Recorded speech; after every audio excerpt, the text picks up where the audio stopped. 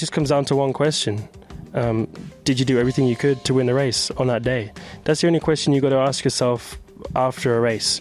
Did you get the maximum out of it? And that's the only question I think people need to ask it.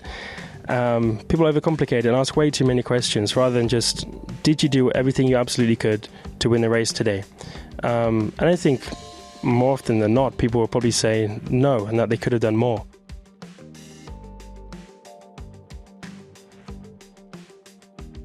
Welcome everybody to this week's F1 Beyond the Grid. I'm delighted to say my guest is Lando Norris. Thank you very much. Winner, F1 race winner Lando Norris. How are you? Good to have you on the show again. Thank you. Great to be back. I don't know when I was last here.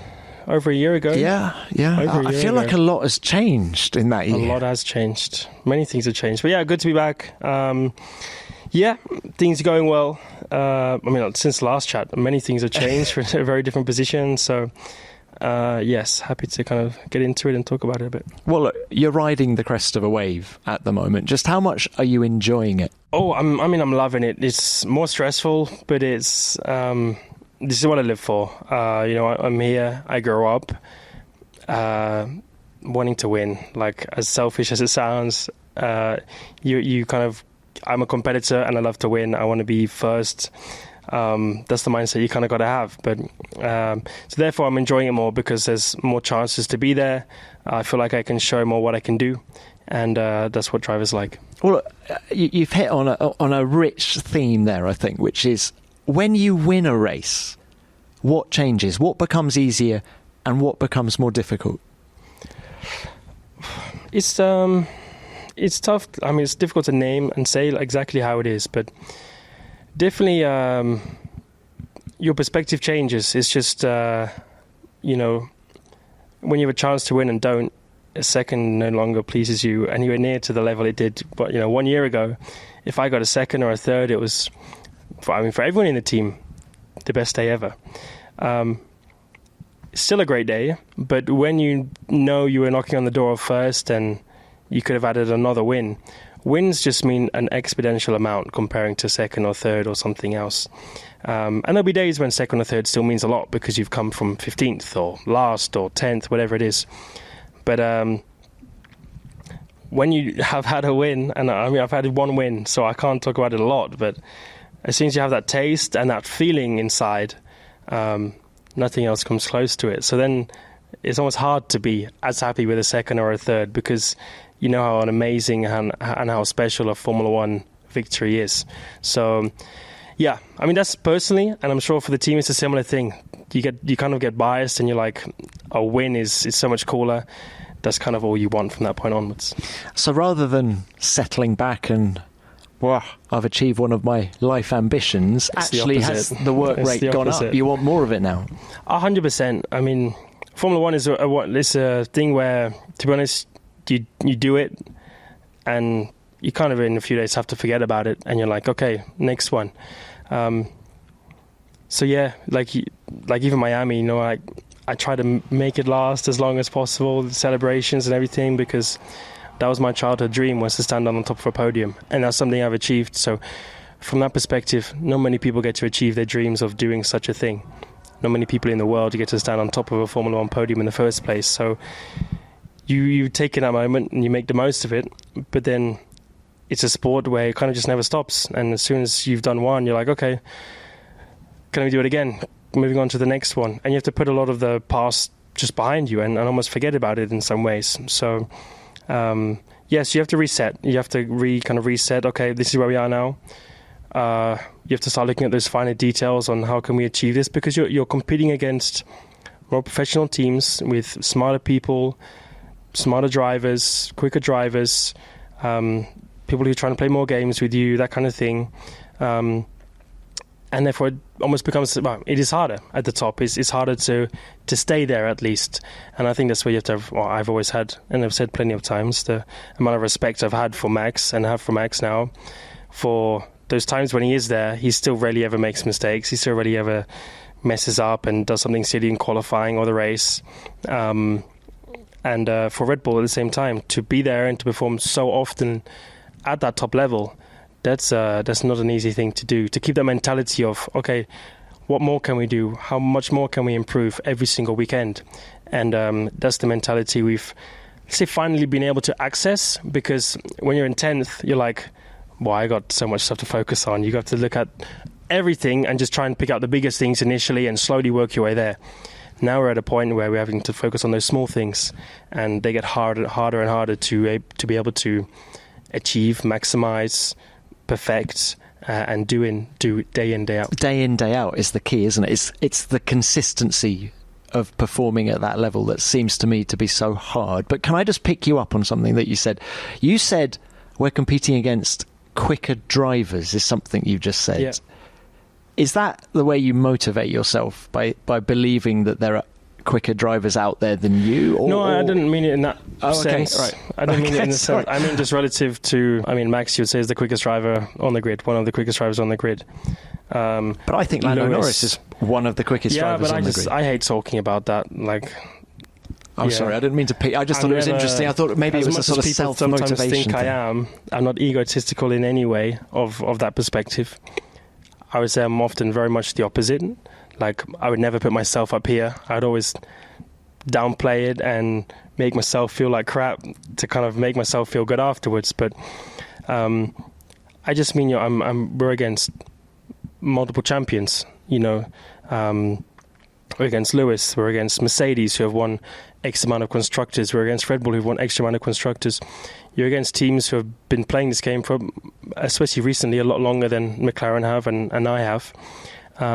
So when you get there, it's still a different mentality. You're still having to think differently and react differently. It's kind of like you have to get there, refresh, and then relook. Okay, how do you now perform at our best against these other teams and against these other drivers? So I've always hated kind of ever ranking where you sit comparing to other drivers. I think it's so difficult to do in Formula One because it depends on your teams and who you're working with and all those things. But more from just an outright standpoint, you're working against drivers who are more often than not quicker comparing to when you're 10th and 12th and 15th on the grid. Other drivers have spoken about the sluice gates opening when you win that first race. Yeah. Something clicks in a driver's brain that makes it easier. Have you found that? Are you driving with more confidence? Is there something happening I think subconsciously? Probably like you just drive with a bit more confidence and just like a subconscious feeling that you've just been there before. I think that's the main thing. It's just you feel like I've done it before. And it's like when you jump in a Formula One car for the first time. The first day you do it, you're like, holy moly, this is insane. But then even your second run, you jump out the car, you look at your data, you're like, wow, this is incredible. You get back in, already everything just feels slowed down. And it just feels like, okay, it's a bit more normal already. Now when we jump in a car, and maybe some drivers will say it, some drivers won't, because we do it so much, it doesn't feel as quick as what it ever did on day one. Like day one felt like the car went 1,000 miles an hour. Now I feel like I'm going 200. But it's because your body gets used to it and your mind gets used to it. I think it's the same with the performance side of things and your positioning. Once you've dealt with the pressure and the nerves of I'm in first position, what do I do? How do I say things now? How do I look at things? You just done it, and I think that clicks more than anything else. I think I'm not mental, but like I mentally think a lot about things. And sometimes overthink things. I think a lot of people within racing and the top of sports overthink things. And in a good way, search of performance and questioning, why did I do this wrong? How can I do it better? That kind of way. But I think that's a good thing to have. But I think you can just slowly turn that down a little bit because you've done it before. So like now, I would feel a lot more confident. I mean, I've not really led much, but we've been much closer to winning since Miami, and I feel much happier being second and like being on that edge of almost winning and having to make those decisions. And actually, if you listen to some of my radio, I probably sound more calm than I do when I'm sometimes fighting for 5th or 10th, So something clicks, and I think it is just that subconscious feeling of I've been here before, I can do it again, but not a lot more than that. Can we compare and contrast the two poles to date? So 2021, Sochi, you're on pole. How different was that experience to the Spanish Grand Prix a couple of races ago? I'm much proud, let's say, personally, of my Spanish GP pole. Completely different scenarios, completely different conditions, we were very quick in Sochi regardless. So even if it was completely dry, I think we still would have had a great weekend. Whether we would have been on pole or not is a different question. But those conditions I've always loved and always performed well in. So that was where you had one lap to give it all you got. And that, I think, the most intense, nerve-wracking, fearful laps you can possibly do. Because if you put one tyre an inch wrong, you're in the wall very, very hard. But that's like, it's just all or nothing, doesn't matter as much, nowhere near as much about what car you got. Whereas this, and it's much easier to make mistakes and have bigger gains and bigger losses on a day like that day in Sochi. Whereas Barcelona was more just about perfection. It was more about getting the most out of your car to the absolute limit on every corner, perfecting your own lap as a driver. Therefore, it was more like, how can you get every single millisecond out of the car in every corner? And that's what I feel like I did a much better job of, was perfecting every corner, minimizing your losses, that kind of thing. And therefore, I'm much happier and proud of that lap. Different perspective comparing to my first. I'm proud that was my first and that kind of thing. And you beat the other guys in quicker cars, that kind of thing. And even with Barcelona, I feel like I probably didn't have the quickest car, very close, but probably not the quickest car comparing to Max. But perfecting that lap gave me the pole, so I felt like I earned it more. And I've almost had just as good of a feeling. Do you still think that was a perfect lap? I was quite surprised to hear you describe it as that, because I'm sure in the past you've told me there's no such thing as I don't think lap. there is, but it's kind of like as good as it gets, because you can never do a perfect lap. So therefore your perfection is like that next little step down, which is... And that's where you were. Yeah, and it wasn't perfect. Like, that's an easy thing to say, but because it never is, it's like, what were your losses on your lap? Where, if there was that little mistake, because you're always going to make that tiny little brake 1 meter too late, or 1 meter, or even less than that. You miss an apex by a few centimeters, that kind of thing. And it was just like, if you ask me where were those losses, I couldn't tell you. I wouldn't, like, sometimes it's easy to go, like, I just messed up for turn 4 that little bit. But this was a lap where I was like, if you ask me now, where can I go quicker? If you gave me another 5 sets of tyres, I don't know where I would just go, okay, yeah, here I can just do better, And it was just one of those ones where I'm like, yeah, I was just very happy with that. And I didn't know what I could do better if I was to go out again and try and repeat it. So... did your race engineer, Will Joseph, agree that there was nothing more you could have done? You can always rely on Will, right? He would never say that. He would never want to make me feel that good. So, no, I mean, we're all very happy as a team. Will, they're also like Jav. Jav is my performance engineer, so he's the guy that works more closely with me on perfecting my laps, looking at the data, that kind of thing. And he was very happy with it. So as long as Jav was happy... This episode is brought to you by GetYourGuide, the app to discover and book unforgettable travel experiences. With GetYourGuide, explore over 100,000 things to do, all in one app. From expert-led tours to fast-track tickets at iconic attractions, they've simply got it all. And GetYourGuide has a once-in-a-lifetime experience that racing fans won't want to miss. Their exclusive tour of the McLaren Technology Centre takes you behind the scenes at McLaren's headquarters in Surrey. You'll get up close and personal with iconic McLaren racing cars, following your expert guide through mission control, the heritage bays, and the trophy corridor. And if you're following the season or simply heading off on your next trip, use GetYourGuide to discover things to do in more than 10,000 cities worldwide. Plan everything in advance and have the best experiences booked before you even leave. And if your plans change, you still have the freedom to be spontaneous with GetYourGuide's flexible booking and cancellation options. Visit GetYourGuide to find the McLaren Technology Centre tour and over 100,000 other travel experiences. Discover, book and make memories this summer at getyourguide.co.uk. I feel that qualifying is one area where you have maybe stepped it up a little bit this year. I remember some frustrated Landos during the course of last year. I remember them. You know, I'm thinking sort of Qatar and places like that. Whereas you've got that consistency and you're finding that perfection now. How have you managed to do that? It's a lot of talks, a lot of trying things, a lot of trying to figure out why, how. Driving in different ways instead of driving at 101% to make a car that probably wasn't quick enough to be on pole, and being close to it and trying to make it be on pole is just kind of stepping back and just going, this is what I got. Let me just put together what I got and then see where we're going to be, you know. I think too often last year was like close moments, and I was just trying to do something extraordinary, which just wasn't possible. I think that's probably the most simple answer. But I'm also never a guy to go, okay, yeah, I'm happy now with my quali. Like, I think it's too early to also say, you know, even when people bring an upgrade to one weekend, people are too quickly to judge, okay, wow, your car looks like it's the best all of a sudden. Even for us, you know, we're quickest on one track. Like 3 weekends ago, everyone was saying, wow, Ferrari's the quickest car. The next weekend it was like, oh, we're the quickest car. Then it was Mercedes the quickest.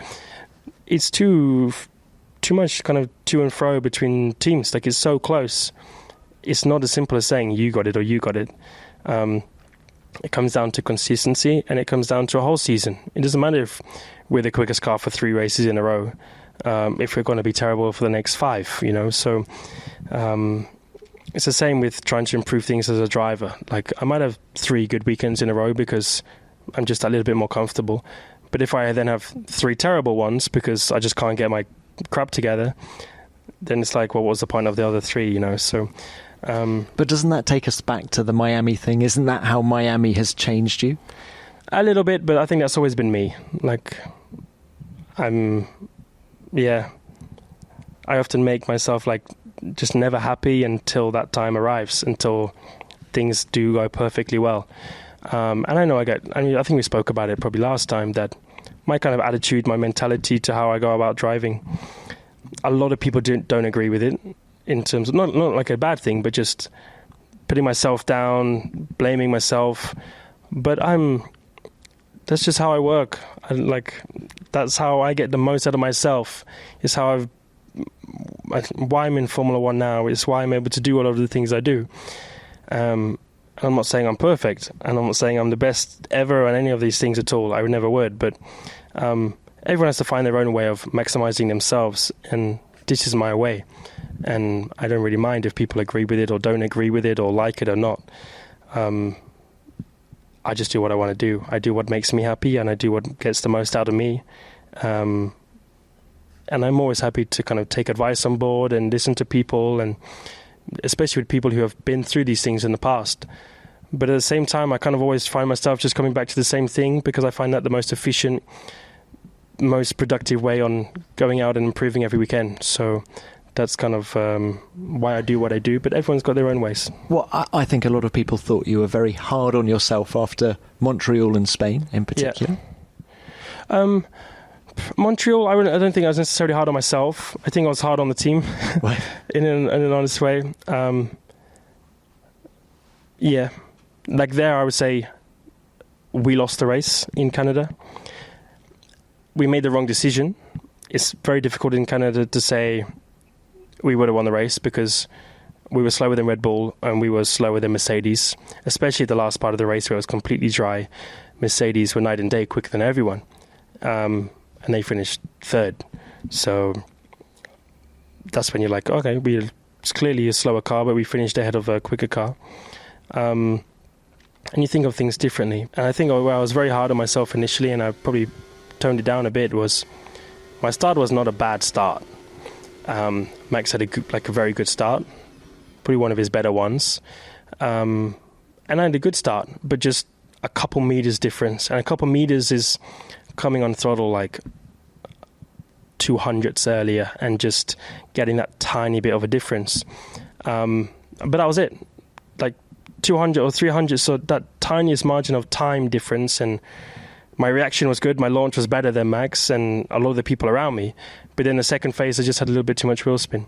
And that wheel spin cost me Max getting alongside and therefore potentially winning the race. And it's a race win. Like, of course, I'm going to be tough on myself because it's not for like a 15th or something or an 18th where I'm like, like it wasn't even for a point. It wasn't for this. It wasn't for that. Like, this is for winning a race in Formula One. And I think it's just because it means a lot to me. It means a lot to the team that when you could have done something and you didn't, especially for a race win, how can I be happy with those situations? How can I be happy that I've not maximized our package when we've had the ability to do something and achieve something, especially a race win in Formula One? Like, that's incredible. That's what we strive for every day. That's why it hurts. That's why I got frustrated over it. But that's just made us work harder to kind of look into it, review it, and try and come back stronger. So yes, because like you're under pressure, and I say some of the things I say because I'm just frustrated and I'm in the moment and I'm thinking, damn, what if I didn't do this? And I hate saying woulda, shoulda, coulda, all of this crap. I hate saying it so much. Honestly, I hate seeing it. I hate saying it. But, and maybe I should just stop saying it. But at the same time, when you should have done something and you've underachieved, that's painful. In your analysis of Spain, you've talked us through the getaway. But have you also concluded, perhaps if I'd stayed a bit more to the left, or is it all about that initial getaway, as in to stop George Russell coming past you? I mean, this is that is coulda, woulda, shoulda, right? That's the shoulda, woulda, coulda side. Like, even if you took me out of it, Max would have been overtaken by George. High likelihood.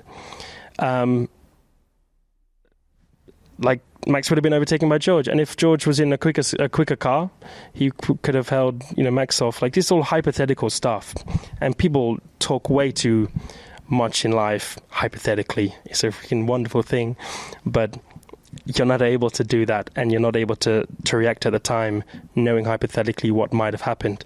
So you do your best job at the time, and that's what I do. That's what everyone does.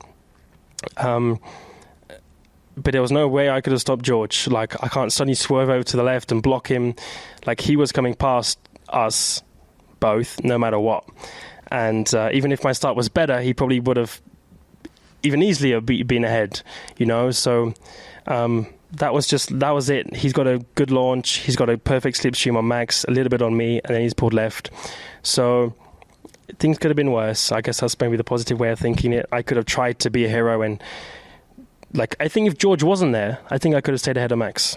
And then that's a shoulda, woulda thing, but I think I could have stayed ahead of Max, and then you're like, well, what could have been? But because George was there, I had to back out early. That allowed Max to come through. And I think of all of these things. So like I hate when people tell me, oh, women's of this. I think of all of these things, and I play it through my head so many times. That's my overthinking part coming through. But as soon as you do one thing, you have to think, okay, now what's best for me? What's best for achieving this race? I'm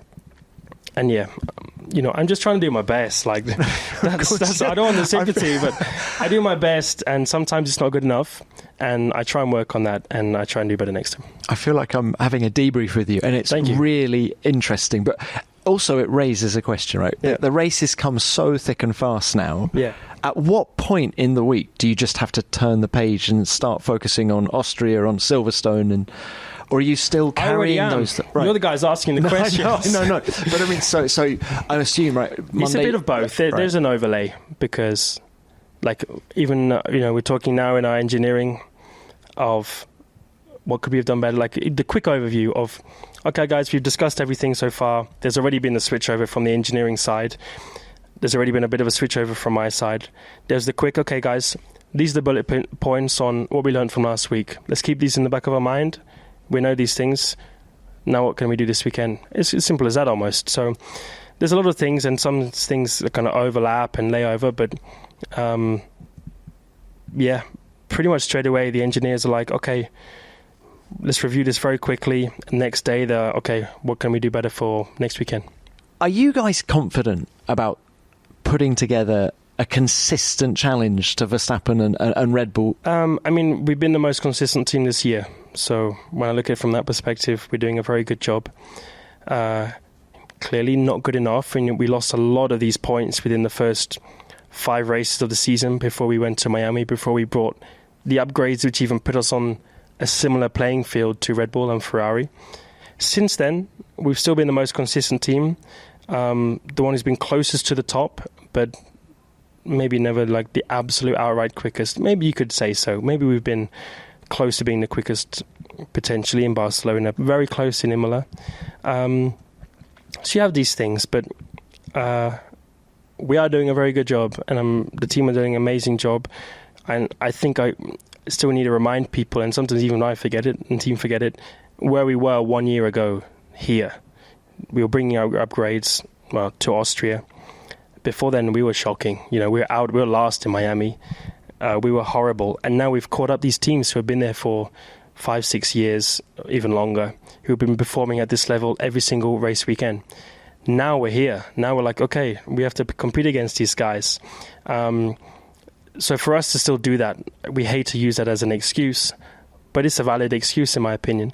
And I think we still have to be proud of how much we've improved since 1 year ago today, because there are other teams who have been trying for many more years, who have been performing way better than us for years, who haven't been able to make some of these jumps. And I think for us to catch up Red Bull, who have had the most dominant car in history, statistically, for the last couple of years, I think that's quite a good feat. So I'm very proud of the team, and I'm happy in the direction that we're going. When we spoke in Austria last year, you'd finished 13th in the previous race and 17th in the one before. That's good, huh? It is.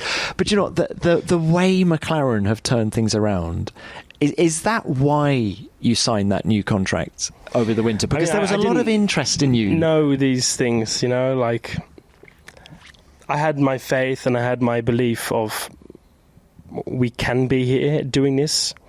I probably didn't believe it would come as quickly as this. I don't think pretty many of us did.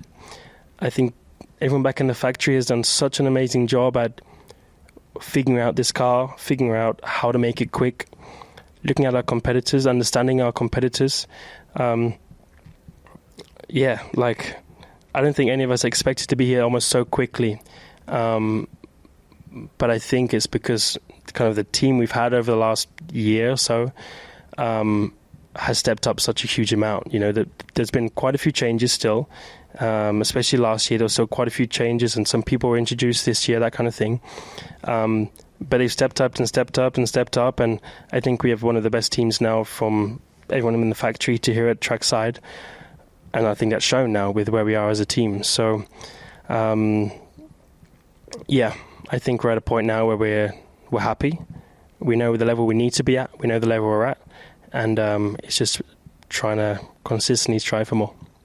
And are you going to relish this battle with Max Verstappen? I felt... Yeah, I mean, I want more. I want to... As much as I want to just cruise ahead, I also want to race him. Did you put a marker in the sand in Spain? I felt that you were quite aggressive on him. And was that a marker in the sand to say, just so you know, going forward, this is how it's going to be? I don't know.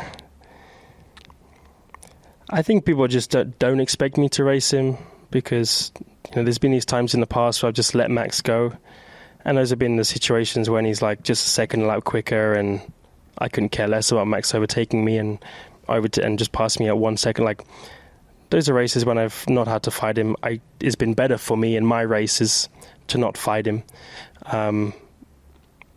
It's stupid to have done, but a lot of the people that think that or don't think that sometimes don't understand the bigger picture of races and that kind of thing. But I've just not had the chance to, genuinely had the chance to go wheel to wheel and race against him from a start to finish of a race. It might be for a lap, but those are the days when we were a second a lap off. Since then, times have changed, and we're fighting for a lot more now. So I'm fighting everyone harder and in a better way, I think. And I'll still do what I need to do and be forceful when I need to be. I might have pushed him on the grass a little bit it's not easy to judge, and I didn't want to put him in the grass. I wanted to squeeze him and say, make him feel uncomfortable. You're always going to try and do that. He said he would have done exactly the same to me. So it'll go around and it'll come around, that kind of thing. But yeah, I think I'm ready to fight and give my best and put it on the line when I need to, because that's the level we're at now. If there's a little bit more argy-bargy, for want of a better description, Sure. do you think it will affect your relationship with him? Probably, but I've not been in that situation for ever. I think Formula One's a different world comparing to every other category. I've not been in that position where things have changed because of racing situations and scenarios. So I'm going to say yes, because normally when you've seen teammates and you've seen people have these rivalries, it often doesn't end well. But I think what we have is just respect for one another, and I feel like people sometimes make it sound like too friendly.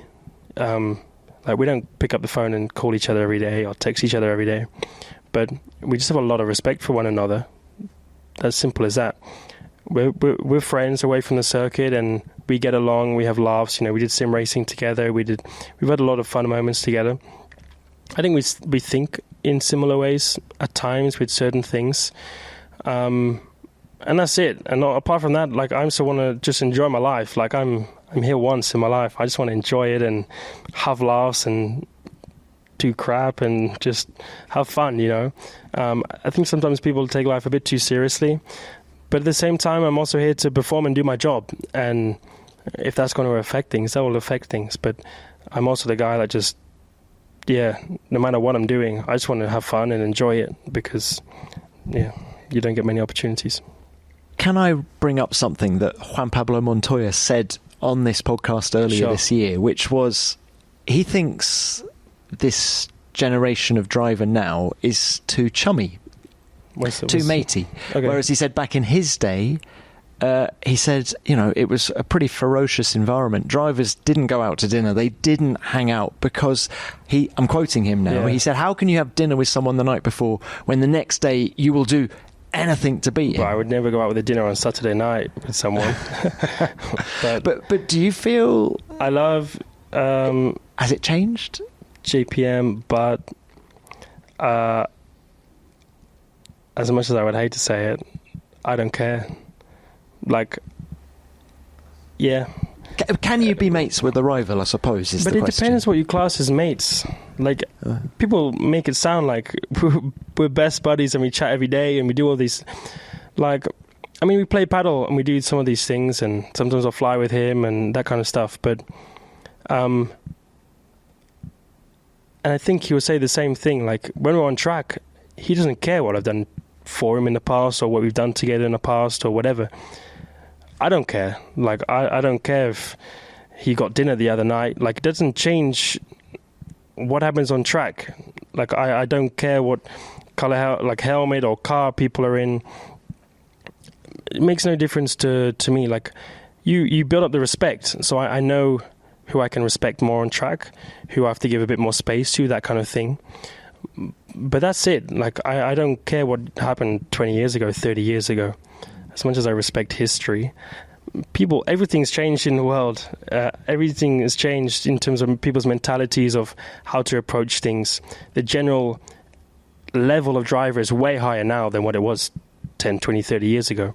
So many things in the world have changed. So what happened then versus what happens now, I think, is completely irrelevant. It just comes down to one question. Did you do everything you could to win the race on that day? That's the only question you got to ask yourself after a race. Did you get the maximum out of it? And that's the only question I think people need to ask it. People overcomplicate it and ask way too many questions rather than just, did you do everything you absolutely could to win the race today? And I think more often than not, people will probably say no, and that they could have done more. But you just want the answer to be yes. So I don't care if I got dinner or I had dinner with Carlos or Max one day or we played paddle. Like, that's my fun outside. I'm enjoying that. I'm enjoying my life. But as soon as the helmet goes on, I don't care about these things, but I has no relevance to what happens away from the track versus what happens here at the track and when you're on the track driving and actually racing for position. So I think people overthink these things again. They think, oh, because they had dinner there, they're going to treat each other way nicer and just let each other pass. Like, they're wrong. People can have their opinions, and I'm always up for that. But yeah, things change, and I think how people treat each other and act 20 years ago is completely different to how people do things now. And people have their own ways. Like, maybe there are some drivers who are a bit more like that still, some drivers who aren't. But I'm a driver, like, I don't need 5 minutes to chill before I jump in a car. You know, I'm happy to speak to my team and do all of these things and then jump in the car and do what I got to do. I don't need to put my headphones on and have 10 minutes to myself and do that. Some people do. You know, some people say they can't perform without that kind of thing. It just depends on that person. And the only question I think, like, people need to ask is, did you do everything you could to do the best you could do out there today? And the answer has to be yes. And if it's not, then they should make changes. Lando, I'm sensing that you are relishing fighting the Max Verstappens, the Lewis Hamiltons, and it's bringing out the best in you. I mean, I still feel like I need to prove I don't think I proved myself enough. As a total driver, I don't think I'm at the level of those two guys yet, because they've been performing at this level for way longer than I have. Where do you think you need to improve? It's just as a package. I don't think these are such difficult questions to answer. If I knew exactly, like, it would be probably a bit easier, but it's just those little mistakes. It's the 1-2 meters. It's the hundredths of a second here or hundredths of a second there. And it's just a collection of all these little things put together. And then there's just the point of doing it every single race for a whole season and then doing it for multiple seasons. Like, that's the bigger part of the whole thing. Most drivers out here on the grid can probably do a very good job for one race or for one qualifying and maximize one weekend. But maximizing every single weekend, under pressure, not under pressure, different conditions, different teams, fighting for a championship, not fighting for a championship, they're the moments when that's what separates a lot more of these drivers and what makes Max as good as he is, Lewis as good as he is, all the champions as good as they have been. So I definitely am not putting myself on their level just yet, and I feel like I still need to go out and prove myself against them consistently. But I think for like closer and closer, now is my chance to start to be able to do that. And I'm getting there, but I know I have things I need to improve still. Let's throw it forward to Silverstone. British Grand Prix, podium last year. Yeah. Have you dared to dream? I have. I don't often dream about these things, but or just dream in general. But I mean, Silverstone is, if I could choose, I've said a few times, if I could choose one place to win a race in my life, as much as the parties are better in Miami, it would be Silverstone, just because the feeling you get from fans makes the difference. You're sounding like Nigel Mansell. It's worth half a second a lap, surely, well, right? That's debatable, but in terms of just feeling, you know, when you wake up, you have that feeling inside, like, I'm happy, just because you know you're going to walk outside and you're going to have one guy shout your name and it's just like, puts a smile on your face. You just wake up with that mentality of, I want to do it for them today. Simple as that. So absolutely, I've dreamed it, and we were not miles away last year. We've improved on a lot. I've improved on a lot, and we have another chance to go out and do what we all dream to do. Those 4 laps that you led at Silverstone last year, what did you learn from them? The feeling I can give to people, like the effect I can have on people. Like, when I hear the cheering, like, not in the car, but when I heard it on the TV and the radio and stuff like that. And I remember I said, going around Brooklands and Luffield, on my very first lap, I had to look up into the grandstand mid-corner to kind of see what they were doing. Have you got your own grandstand? As much as I should have, I don't, not yet. But as much as I should have been concentrating on the road, I was like, I have to look left. And I look up into the grandstand and I see, like, everyone, you know, some toddlers just throwing their T-shirts and jumping and celebrating, and that probably put the biggest smile on my face the whole weekend. And then even after the race, like the people chanting my name and that kind of thing on the podium, it's an unmatched feeling. You just don't get it in any other way of life. You don't get that kind of thing. It literally makes you feel on top of the world. So I think that was a realization of like, I'm just a normal guy that just drives the car quickly in the most simplified version. That's all I do. But then I have all of these people who are here cheering for me and shouting for me, and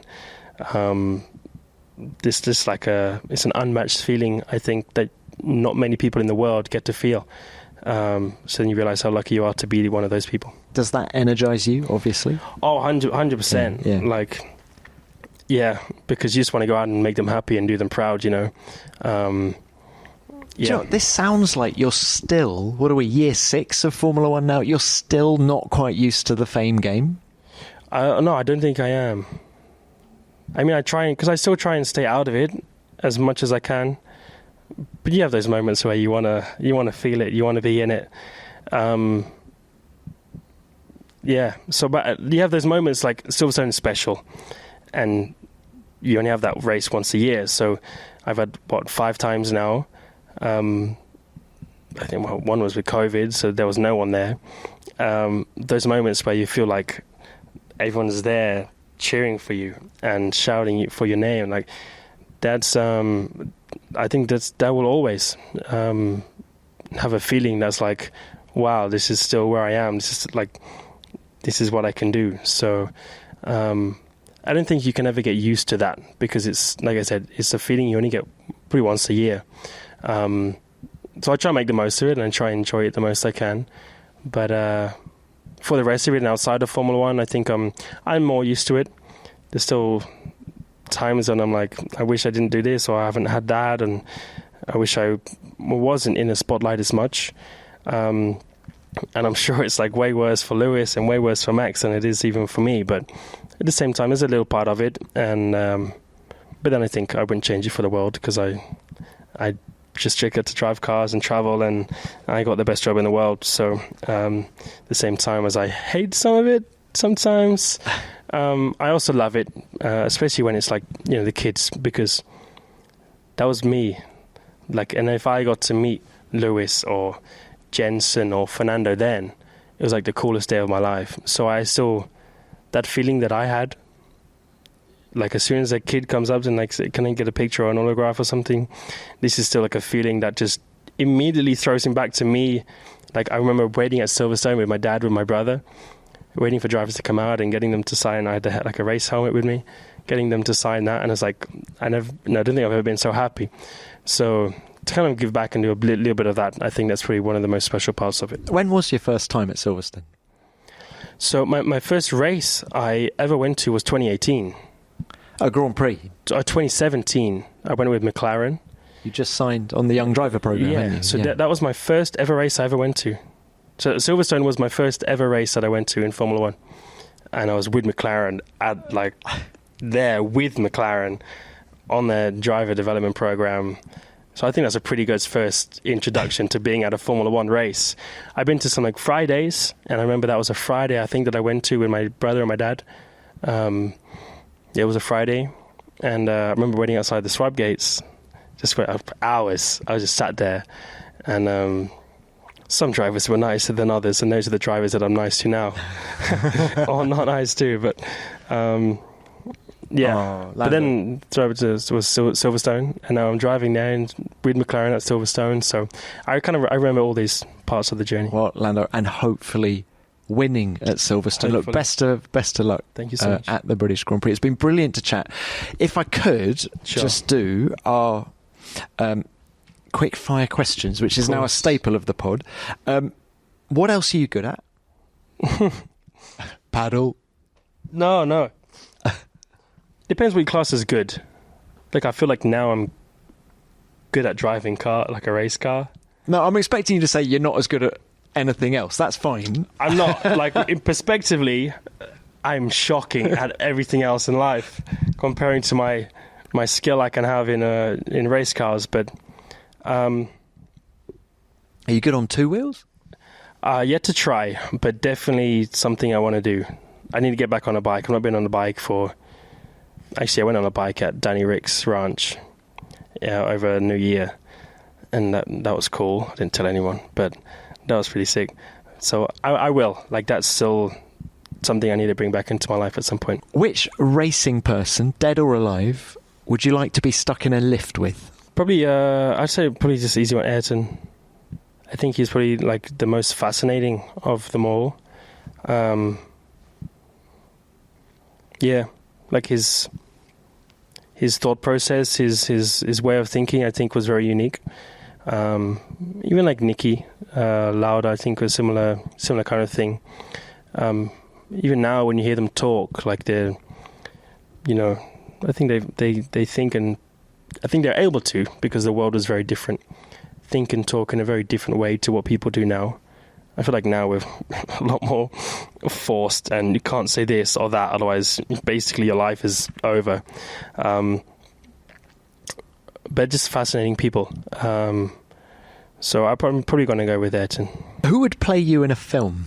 A lot of people have said Tom Holland, so I think he's a pretty cool guy. So yeah, and I can see that actually. I'm lucky. I got to meet him a couple of times, and is he a cool guy? We're trying to sort to play some golf sometime together. He's pretty good at golf, actually. But, I did mean to ask earlier in the pod, when you played Augusta after your win in Miami, I think the record there is, a 62, 63, 9 under or something. Did you get any... No, okay. Right. I'm straying Let's into... not talk about... I don't even remember the first day I was there, so... You hadn't been to bed, right? No. All right, Tom Holland. Yeah. Who is the coolest person in your contacts? Tom Holland. I think as like a world figure, probably... Actually, I don't even have his number. Does it have to be like in my actual phone contacts? Well, I think it does. Or just people that I've spoken to? It can be a racing driver. It can be your mum. The coolest. I mean, like, from my side growing up, it has to be Valentino Rossi, because as a kid, like, he was just the coolest dude in the world. I think he still is. So, like, finally getting to meet him, now we kind of chat, and he said congrats the other day even. Like, that's all like a moment where I'm like, sick. It's Valentino. It's Vale. So that kind of thing. Otherwise, yeah, it's just some, I don't know, footballers or something. All right. Probably more people, but I don't know. Yeah. Look, final one. If you had your own podcast, who would be your first guest? Wow. Doesn't have to be racing. It can be anyone. I'd have to pull some strings. I want it to be like a sportsman. I would love like Beckham or someone, yeah,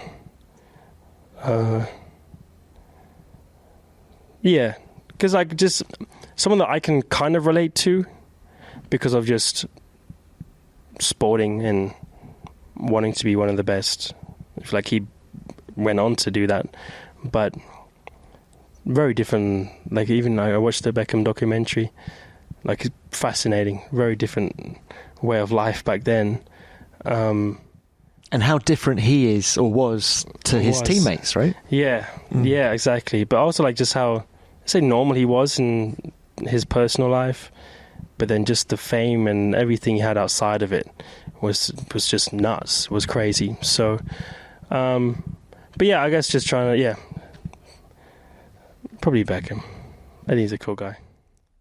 Lando, it's been a pleasure as ever. Thank you very much for your time. Thank you very much.